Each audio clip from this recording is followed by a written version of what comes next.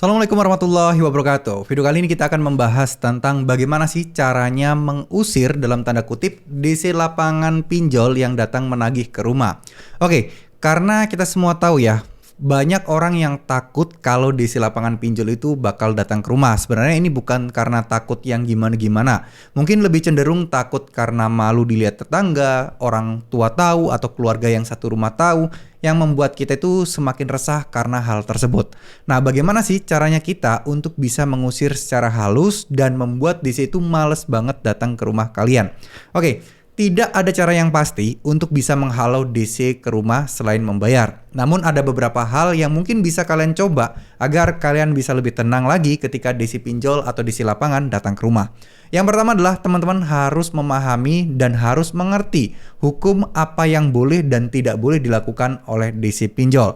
Dan kalian juga harus tahu kewajiban DC pinjol ketika menagih ke rumah kalian itu apa. Nih, yang paling simpel yang sudah pernah di-share di salah satu Instagram OJK adalah bahwa DC pinjol kalau datang itu harus membawa ID card, harus membawa sertifikat, harus membawa surat tugas, harus membawa intinya sih data-data mereka sebagai DC resmi. Nah, kalau mereka tidak membawa itu, kalian sampaikan untuk mohon maaf tidak bisa menerima karena banyak banget penipuan dan lain sebagainya.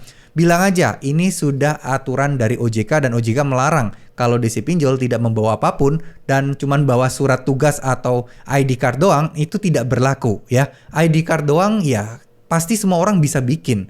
Yang susah itu adalah adanya sertifikat bahwa menunjukkan dia itu DC resmi pinjolnya. Ya, buat teman-teman semua yang memang akan segera datengin, catat baik-baik hal ini. Bahwa DC tidak bisa juga untuk mengambil uang secara langsung atau mengambil uang secara paksa. Jadi tidak perlu takut terkait hal tersebut. Jadi ya, kalau dia bilang saya akan datang, akan mengambil uang secara paksa, akan mengambil barang berharga, nah itu bohong. Ya, itu cuman gertakan aja. Karena selama dia legal, nggak mungkin mereka berani melakukan tindakan tersebut. Intinya sih semua itu atas persetujuan kalian. Dan penting banget sekali lagi balik lagi ke poin yang pertama, minta dokumen dan surat-surat resmi.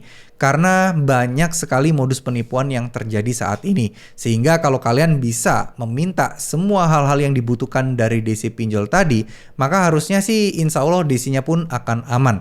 DC yang baik, DC yang resmi, DC yang legal adalah dengan bisa menunjukkan semua dokumen-dokumen yang ada. Bukan hanya gertakan dan juga bukan hanya kayak semacam hinaan-hinaan seperti itu.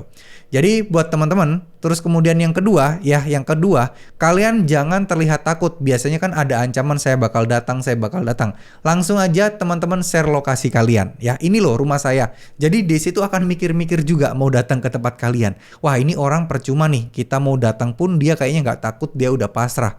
Dia pasti akan mikir-mikir, dia pasti akan mencari orang yang kira-kira mereka itu kelihatan takut dan dengan senang hati bisa mengajukan pinjaman di tempat lain atau mungkin gali lubang tutup lubang istilahnya. Ya, itu adalah incaran dari DC-DC pinjol yang bandel seperti itu. Nah, ketika kalian sudah menunjukkan bahwa diri kalian tidak masalah DC mau datang apa enggak, maka DC pun akan mikir-mikir lagi. Ini sia-sia nggak ya saya datang ke sana?